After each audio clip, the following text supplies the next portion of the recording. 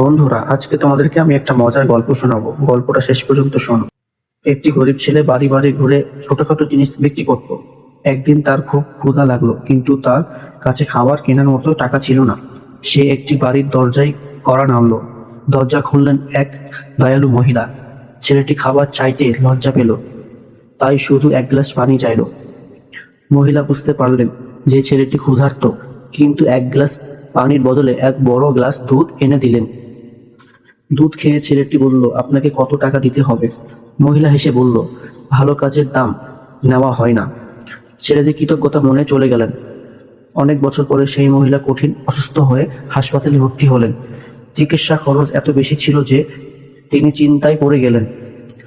সৌভাগ্যবশত হাসপাতালের প্রধান ডাক্তার ছিলেন সেই ছেলেটি যে একদিন তার কাছে থেকে এক গ্লাস দুধ পেয়েছিলেন।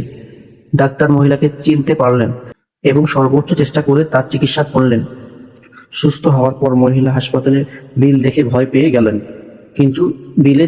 কিন্তু বিলের নিচে লেখা ছিল, এক গ্লাস দুধের মাধ্যমে সম্পূর্ণ পরিশোধ করা হয়েছে। শিক্ষা: মানুষের প্রতি করা ছোট একটি ভালো কাজও একদিন বড় হয়ে ফিরে আসে। ভালো কাজ কখনোই বৃথা যায় না, তাই সুযোগ পেলেই মানুষের উপকার করুন। ধন্যবাদ। এই ধরনের ভিডিও পেতে আমাদের চ্যানেলটি এখনই সাবস্ক্রাইব করে রাখুন।